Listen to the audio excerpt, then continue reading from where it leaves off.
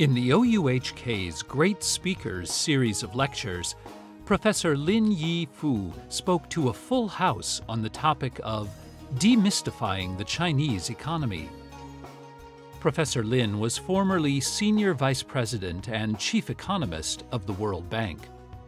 In the following talk, he describes some of the strategies China has adopted which have led to the sustained rapid growth of its economy over a number of years. He also shares his thoughts on the future direction of the Chinese economy. I'm really delighted to have this opportunity to share with you some of my observations about the Chinese economy. And because I like history, and I think that although most of you come here to understand the future of China, but history is connected. If we want to understand the futures, we need to understand now. And if we want to understand now, we need to understand the past.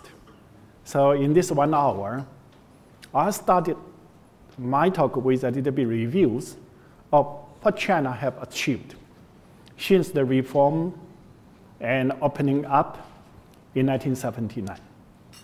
We know at that time, China was one of the poorest countries in the world. Its per capita income was $182 US, less than 1/3 of the average in sub-Saharan African country, the poorest continent in the world. At that time, China was also a very inward-looking country. Its import and export was only 9.5% of China's GDP. That means more than 90% of production in China was not related to the world economy. But since 1979, things changed so fast because the average annual growth rate from 1979 to 2014 was 9.7% per year, the highest in the whole world, and lasted the longest in the human history. And China's trade grew at a rate of 16.3% per year over those 36 years period. And so with this very rapid growth and opening up, by the time of 2009, China overtook Japan, became the second largest economy in the world. 2010, China's export overtook Germany to be the largest exporter in the world, or the so-called the factory of the world. And by the time of 2013, China's trade, that means import and export, overtook US to become the largest trading country in the world. And last year, if we measure China's GDP by purchasing power parity, China exceeded US to be the largest economy in the world. And during this period of time, 680 million people got out of poverty and made a very important contribution to the global fight for poverty. And I think that was one of the reasons why I became the chief economist of the World Bank, because the main mandate of the institution is to reduce poverty in the world. But if we took China out of the picture, the number of the poor people in the world actually did not decline. And the only reason that World Bank can claim we had a victory in the fight against poverty was because of China. But in spite of all those statistics, now people have a lot of concern about whether China can sustain its growth. Well, alternatively, many people worry that Chinese economy may collapse in the coming years. So in my short talk, I'd like to discuss, first, how come it was possible for China to grow so rapidly for such a long time? And certainly, the related question is, how come China could not grow that fast before 1979? Then you may say because of economic reform, economic transition, but we know that in the 1980s, 1990s, all the socialist countries also had the economic reform, economic opening up. Not all the socialist countries, actually all the developing countries in 1980s, 1990s also implement some policy to reform, to open up their economy. But most of them collapse, stagnant, and hit by crises from time to time. Unlike China, stability and sustained growth. And then certainly everything has two sides. So I also like to mention about what kind of prices that China paid for its remarkable growth in the past 36 years. And finally, to the question you can send, will China maintain dynamic economic growth in the coming decades, especially in the 13 5-year plan period? Okay, the first question, how come China was able to achieve such a high growth rate? For this, we need to understand rapid economic growth is a modern phenomenon. Before 18th century, almost every country was stagnant. Even for the high-income countries in the 19th century, like those Western European countries, the historical data show before 18th century for them, the average annual growth rate of per capita income was 0.05% per year. That means what? It took 1,400 years for Western European countries to double their per capita income. But from 18th century to mid-19th century, all of a sudden, the growth rate jumped 20 times. The average annual growth rate of per capita income increased from 0.05% to 1% per year. The time it took to double per capita income reduced from 1,400 years down to 70 years. And then from the mid-19th century to now, the high-income countries in Western Europe or North America, their average annual growth rate further doubled from 1% per year up to now about 2% per year. And at the time required to double per capita income reduced from 70 years down to now about 35 years. But what made this kind of dramatic changes possible? I think everyone here knows. It was because of Industrial Revolution. With the Industrial Revolution, technological innovation accelerated. And not only the technological innovation, a new stream of higher value-added industries appear continuously. And with this technological innovation, industrial upgrading, labor productivity improve, income increase. So that was the secret for this kind of modern rapid economic growth. For high-income countries, if they want to have a continuous economic growth, income growth, they need to have a continuous technological innovation, industrial upgrading.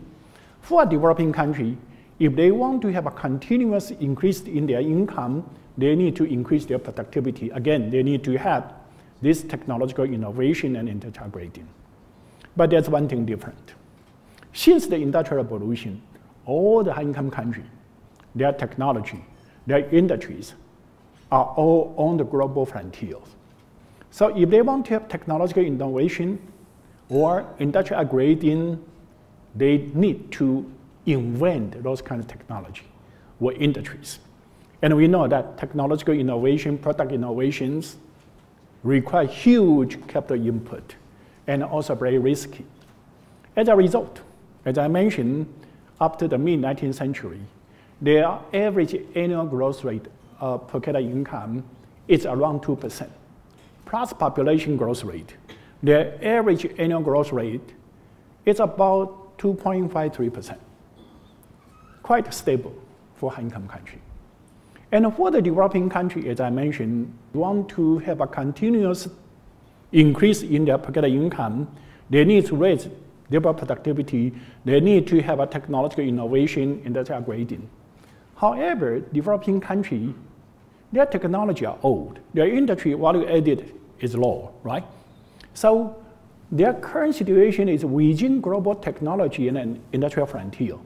So in the process of industrial upgrading and technological innovation, they have something called advantage of backwardness, because they can borrow, they can imitate, they can license the technology from higher income countries.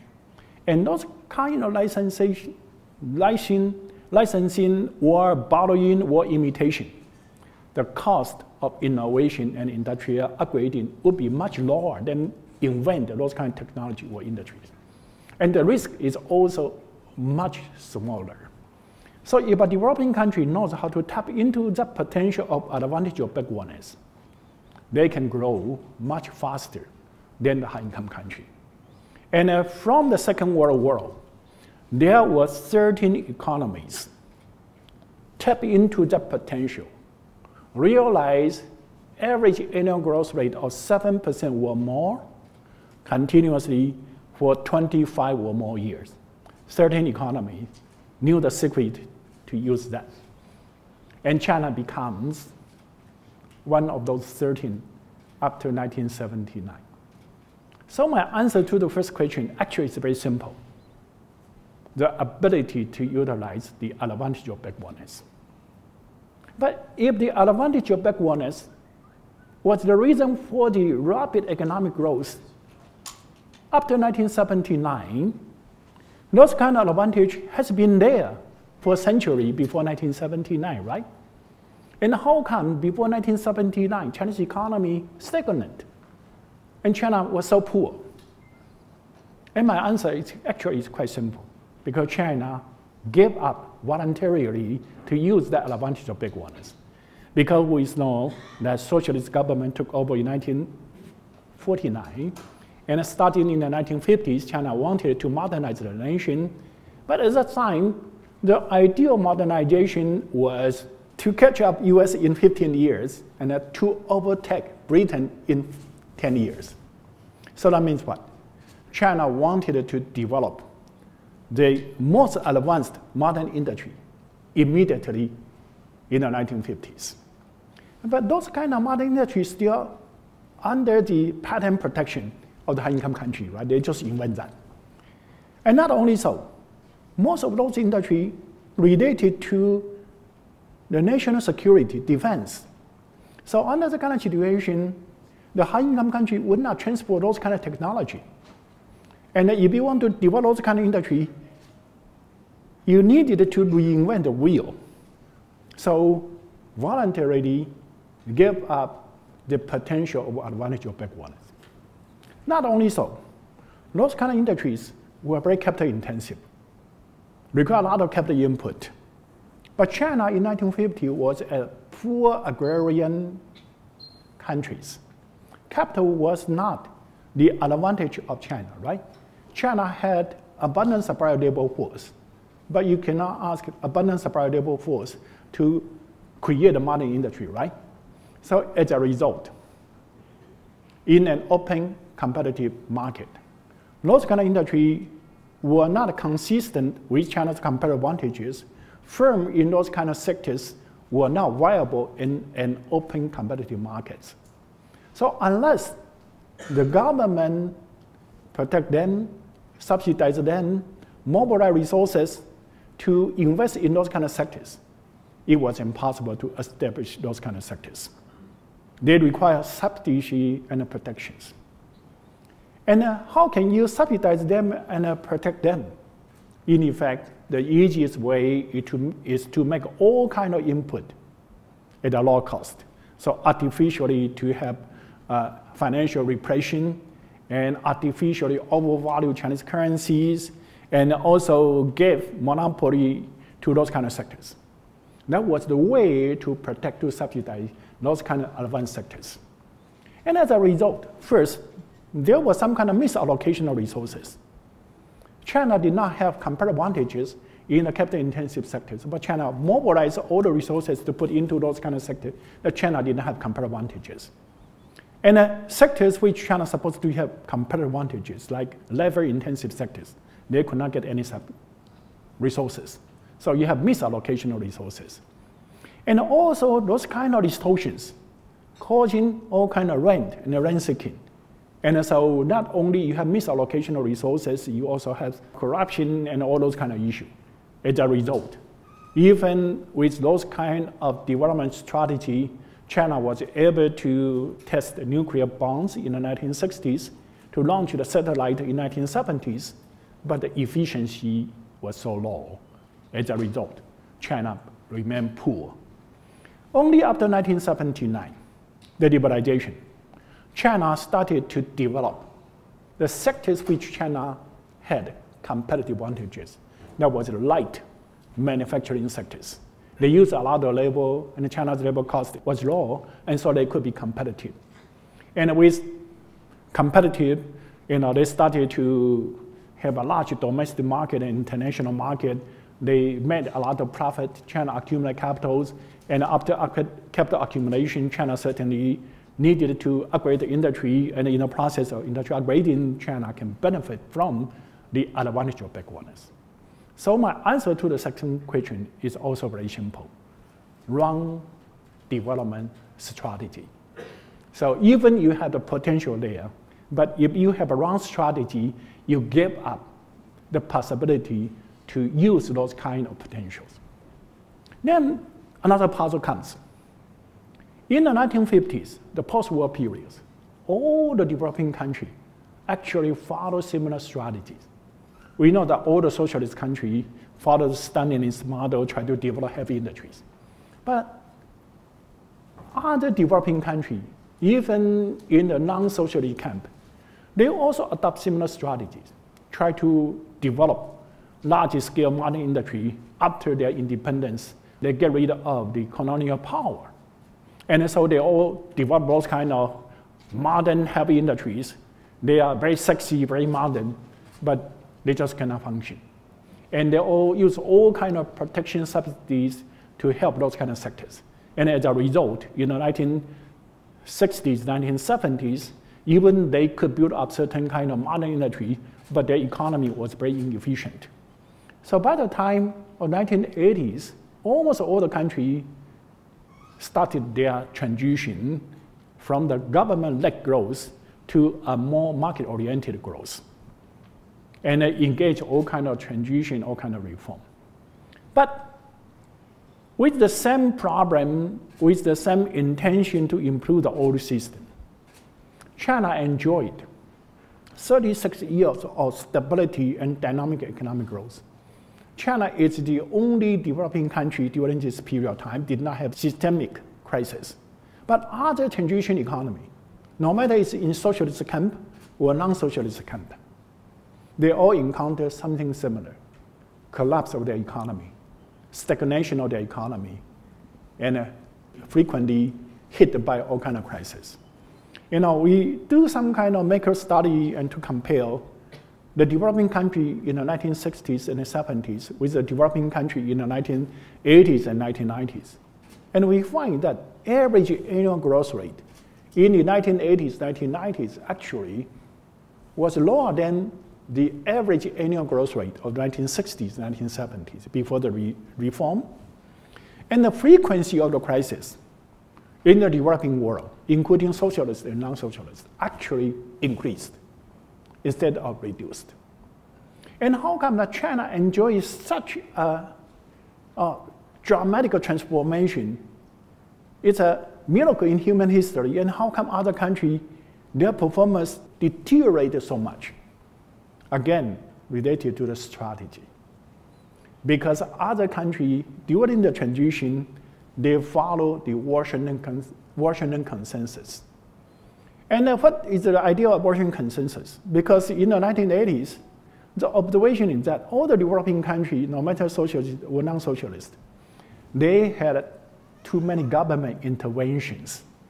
And so at that time, the diagnosis was that, how come the developing country cannot perform as well as the high-income country?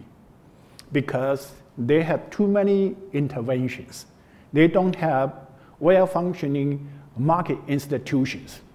So in the 1980s, 1990s, the recommendation to the developing country was to follow Washington Consensus to establish well-functioning market institution. And if you want to have a well-functioning market institution, you need to privatize the state-owned sectors. You need to marketize the price signals, allow market competition to determine the prices, allow market competition to allocate resources, and you need to liberalize the economy so you can utilize your domestic market and international market, domestic resources and international resources. All those reform programs look individually all very desirable. But when the country adopt those kind of Washington Consensus and the advice at the time was to implement all those reforms in one stride, the so-called shock therapy. But after the shock, most countries collapse, stagnant, and a crisis visit frequently. How come? It was because of those distortions and those kind of protections were there for some purpose, right? Were there to protect the older priority sectors, which are very capital intensive. And if you remove all those protection and subsidies, what would be the result? Those kind of sectors would go bankrupt. But they employ a lot of workers, and most of them are in the cities. And if you allow them to really go bankrupt, what would be the situation? Social instability, political instability. And without social stability, political stability, you could not grow your economy. Not only so, those kind of sectors are perceived as the advanced sectors. And many of them related to national security, national defense. If you allow those kind of sectors to go bankrupt, you are not going to have national security, right? Just like in Russia today, in terms of economic size and in terms of per capita GDP, Russia is a middle-income country. But how come Russia can so strong and stand against the pressure of European country or the US? Because Russia still has a very strong military power. Those military industry are all in the heavy industry sectors. So as a result, even the socialist country and other developing country in the 1980s, 1990s followed the advice from Washington, IMF, World Bank. They implemented so-called Washington Consensus reform, but for the concern of social stability and the national securities. After they implemented the Washington Consensus package of reform, and they tried to remove the distortion and subsidies, but in the front door, they remove those protection and subsidies. In the back door, they reintroduce other disguised protection and subsidies. And disguised protection and subsidies actually were less efficient than the older protection and subsidies. And as a result, certainly their economic performance were even worse than they used to be. For example, all the big state-owned enterprises in Russia has been privatized. But they are in the defense sectors. Russia could not have allowed them to really go bankrupt. But they are in sectors without protection and subsidies, they cannot survive. And now after the privatization, actually the private owners will have a higher incentive to argue for protection and subsidy than under the state ownership. Because under state ownership, those managers are state employees. They will go to the government and say, without protection and subsidy, I cannot survive. So you need to give me some protection and subsidies. But after they get a subsidy and protections, at the most they can have luxurious consumption. But they cannot directly pocket those kind of money into themselves because there will be a corruption, right? But after the privatization, those kind of private owners will not subsidize the state. They will use the same excuse to ask for protection and subsidies. But after the private ownership, the more they get from the state, the more they can benefit themselves, right? They can put their bank accounts and so on. So they will have a higher incentive to lobby for protection and subsidy. And that exactly was the situation in Russia, in many Eastern European countries, and in Latin America countries, and other developing countries. So after the privatization, the subsidy to those kind of oil sector actually increased, so less efficient.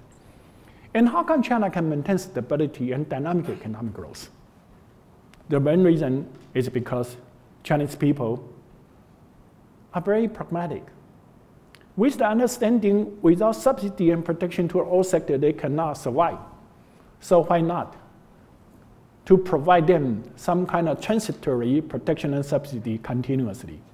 And then liberalize the entry to the new sector which are consistent with China's comparative advantages.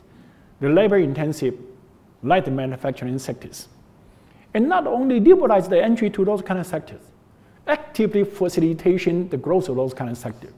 To have the investment promotion, to set up industrial park special economic zone, within the industrial park special economic zone to make infrastructure good enough, business environment good enough, and actively invite Hong Kong manufacturer, Taiwan manufacturer to relocate their production to China, to mainland. And as a result, China maintains stability and dynamic economic growth simultaneously. And with the dynamic economic growth, capital is accumulated. And so many oil sectors in the past, they went against China's comparative advantage because China was a capital scarce economy. But with the rapid economic growth, capital has been accumulated. Gradually, some of those kind of sectors become consistent with China's comparative advantages. And with that, China can remove the protection and subsidies to those kind of sectors.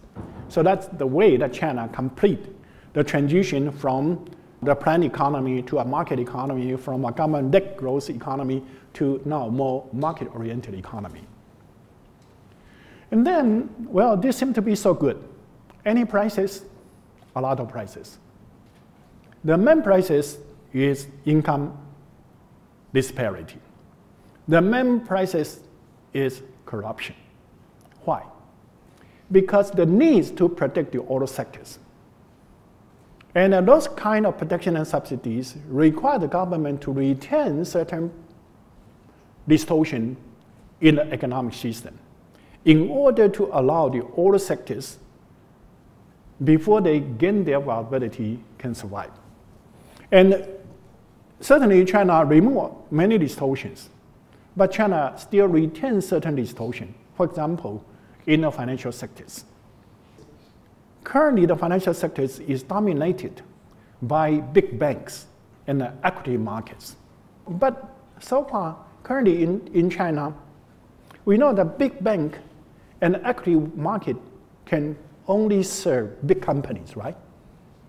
But so far, up to now, even up to now, 60% of production, 70% of the employment in China are still in agricultural household, micro, small, or medium-sized enterprises in the manufacturing sectors or in the service sectors.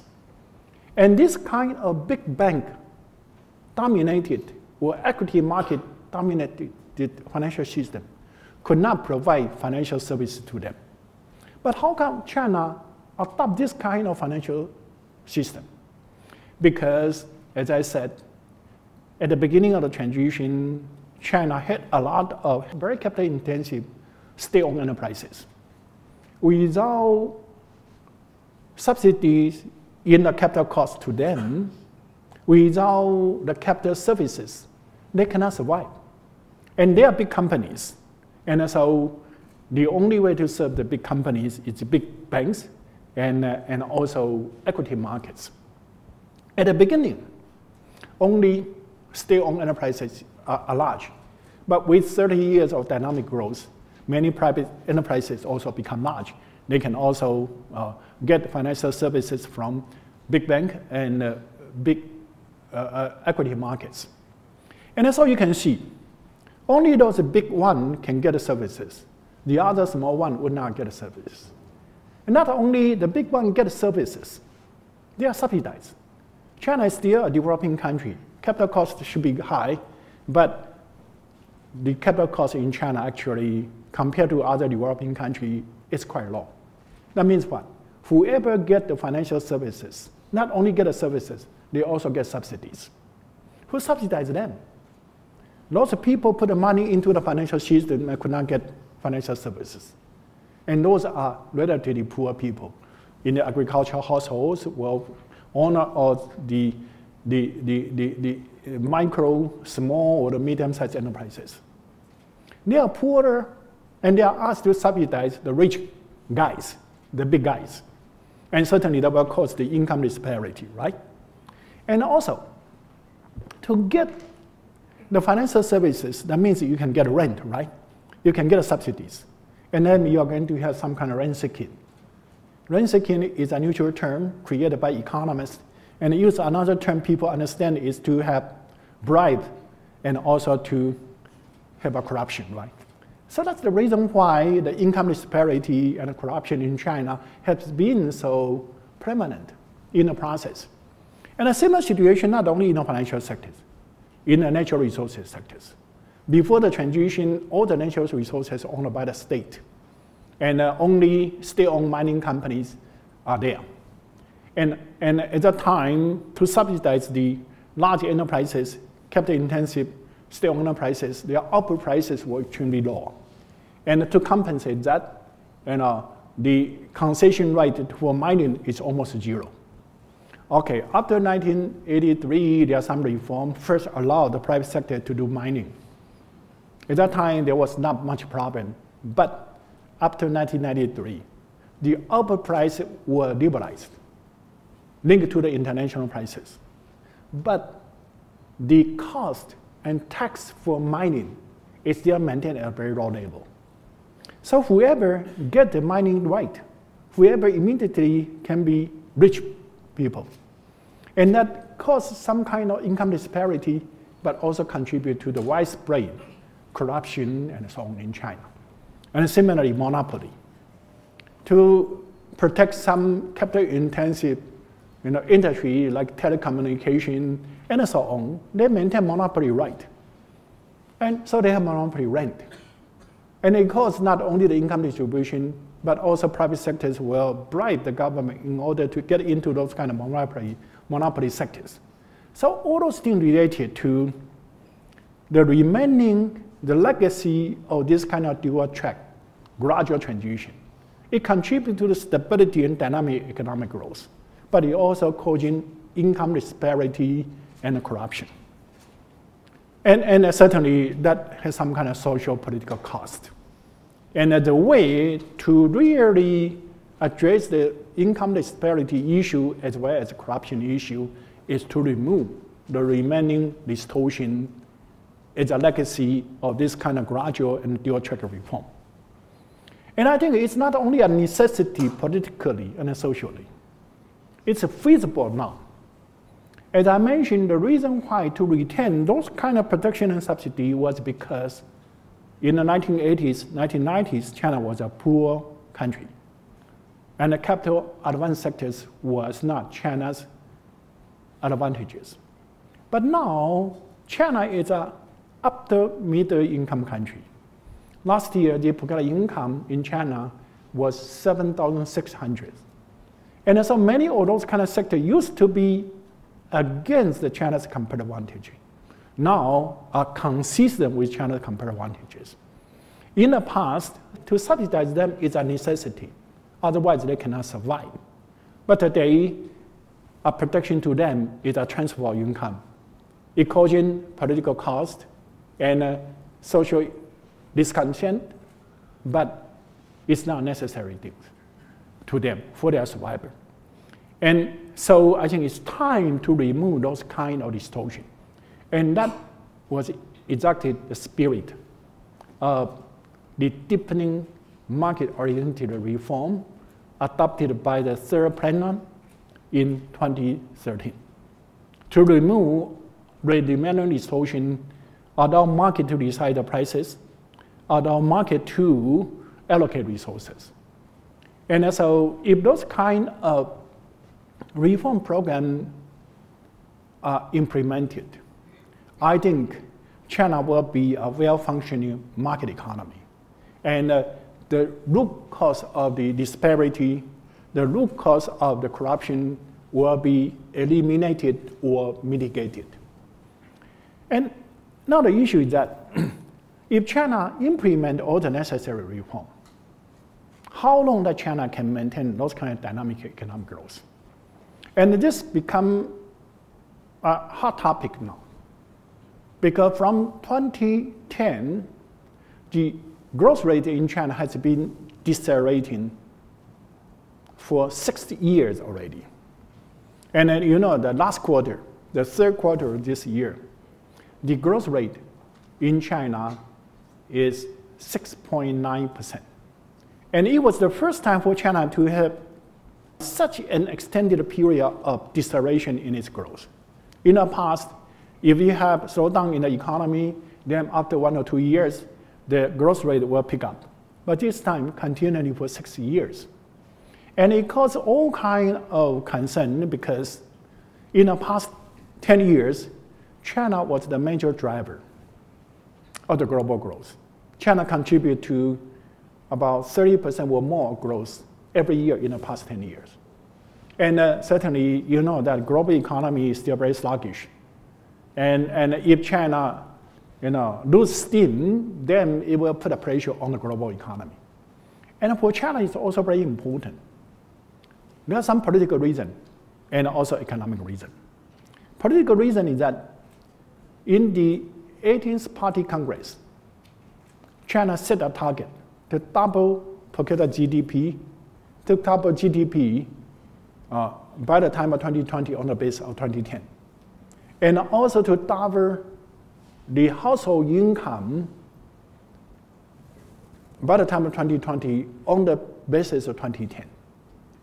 And we know that if we wanted to double the per capita income in 10 years, and double GDP in 10 years, then the average annual growth rate need to be 7.2%. But in the past few years, the growth rate in China was higher than 7.2%. But in the 13 5-year plan period, to double the GDP, the minimum growth rate for China should be 6.5%.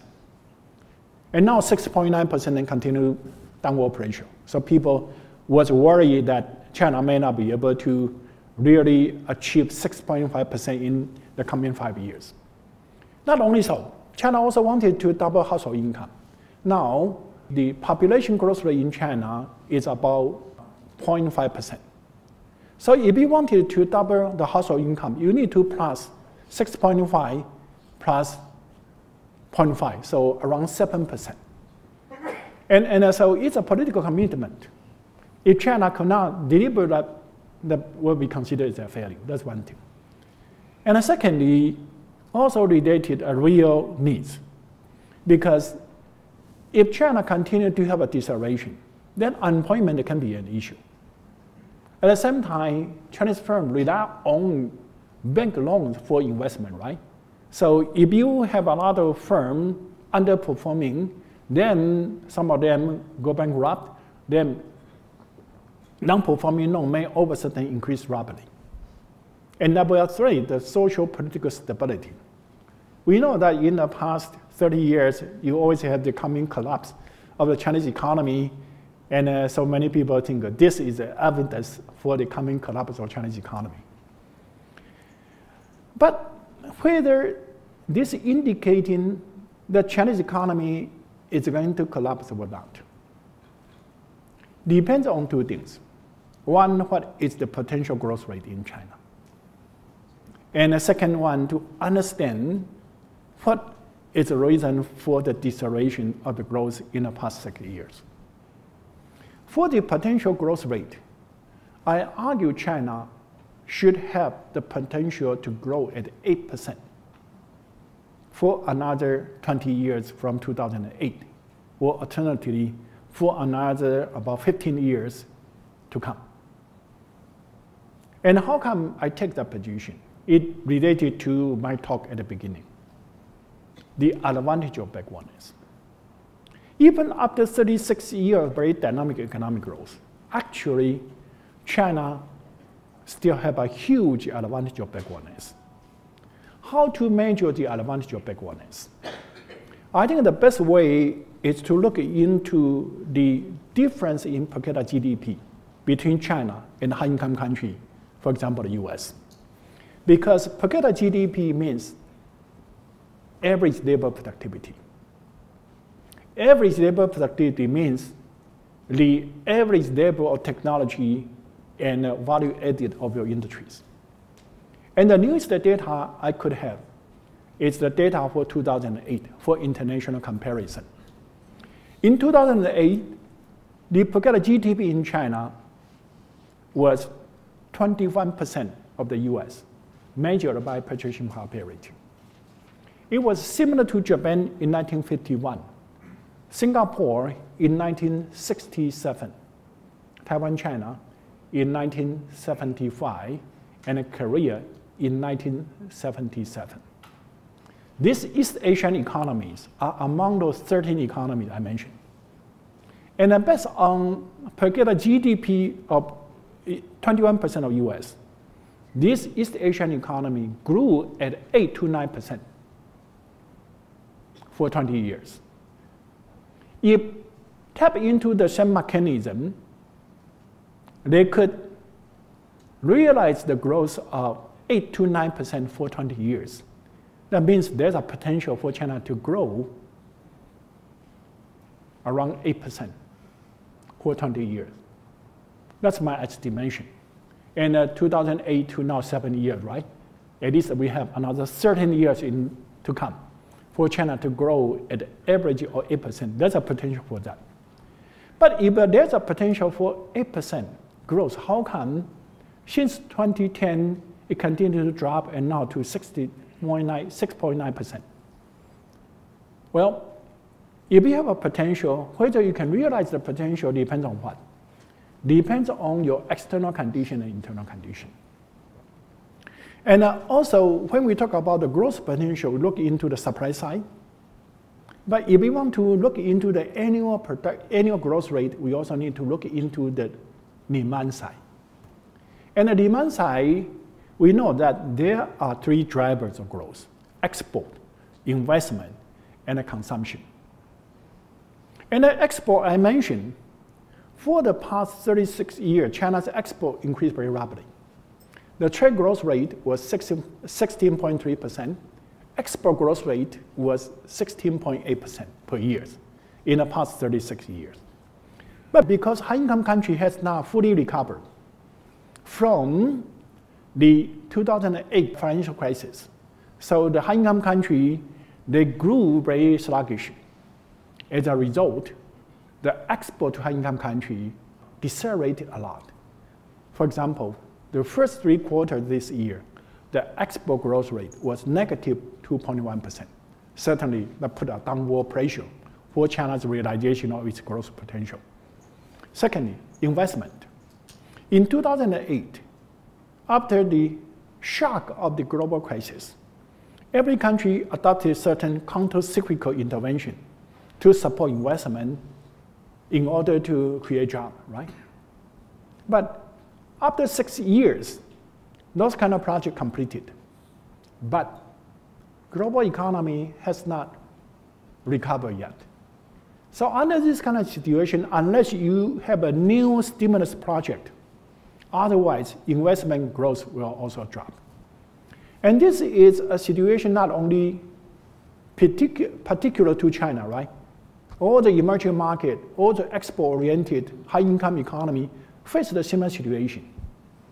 And the only driver now remains consumption. Luckily, because unemployment in China is still quite high, not hurt yet. And household income continues to grow, and so consumption continues to grow at 8%, around 8%. That was the reason why China in the past few years was able to maintain 7% or more growth.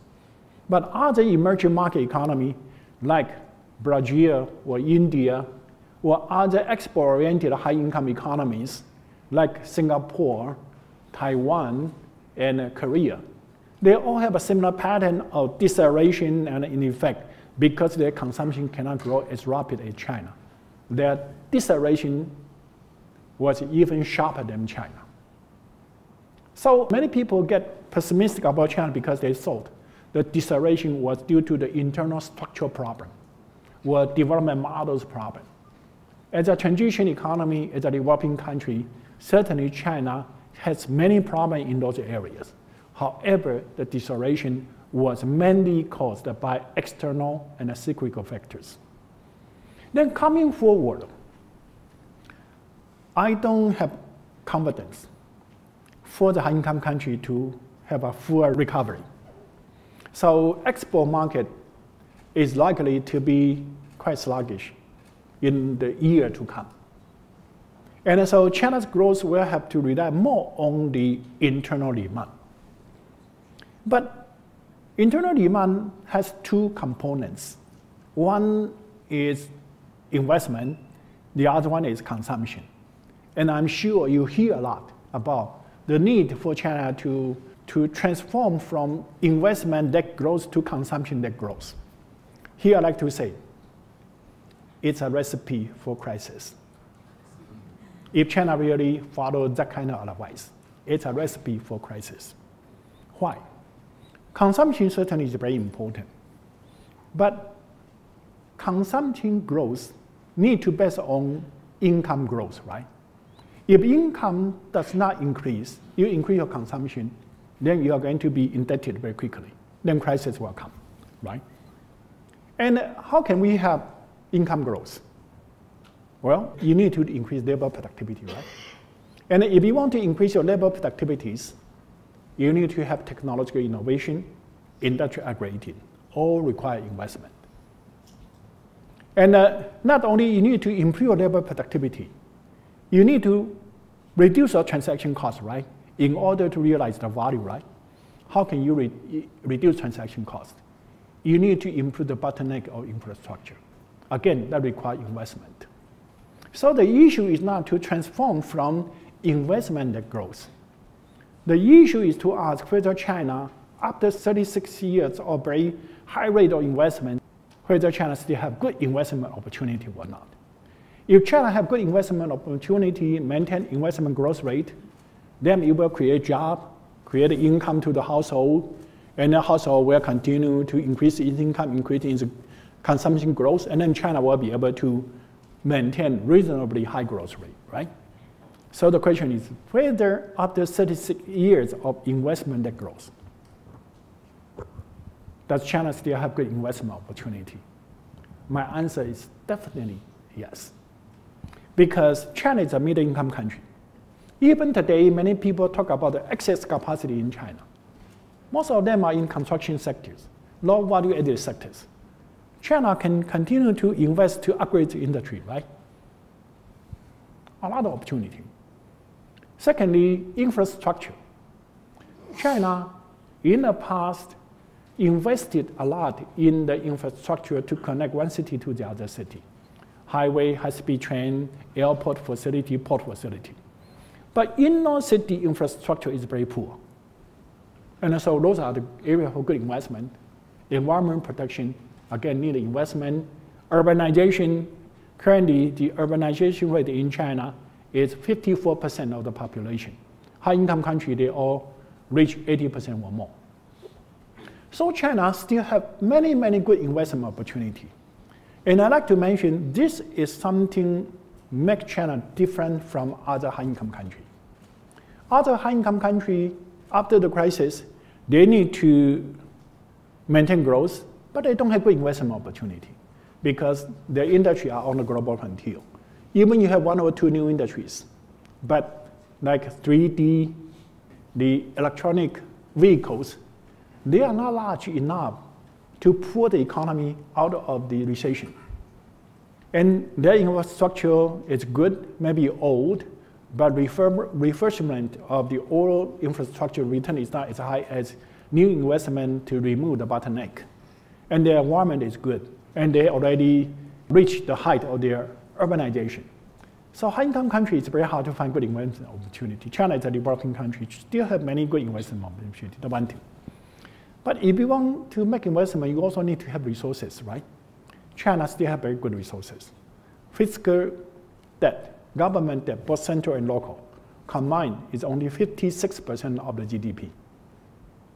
US 120%. Japan, 250%. Most developing countries, more than 100%. So the Chinese government is in a relatively good position to continue to use fiscal stimulus. And also monetary policy. Interest rate and reserve ratio in China are extremely high. So there's room for the monetary policy also. In addition to that, private saving in China is about 50% of GDP. So the government can use its investment to leverage private sector investment. And if you want to make investment, you need to import raw material, equipment, you need to have foreign reserve. Even after the talk about capital flight, China still have 3.5 trillion of US dollars. And these three conditions make China differ from other developing countries. Other developing countries, they also have good investment opportunity, but they are often constrained by the poor fiscal position, low household saving, or inadequate foreign reserve. China are not limited by those. So I think that with this good investment opportunity and resources for investment, China should be able to maintain 6.5% to 7% growth with 8% growth potential. And China, even external condition is not good, but utilize the internal condition, China will be able to achieve 6.5 to 7% growth rate in the coming at least 5 years. And that means what? The target of the 18th Party Congress can be achieved. And China, even with 6.5% growth, China will contribute to about 1% of growth in the world. Currently, the global growth is about 3% to 3.5%. So China will continue to contribute 30% of the global growth. China will continue to be the driver of the growth, global growth in the year to come. Thank you very much.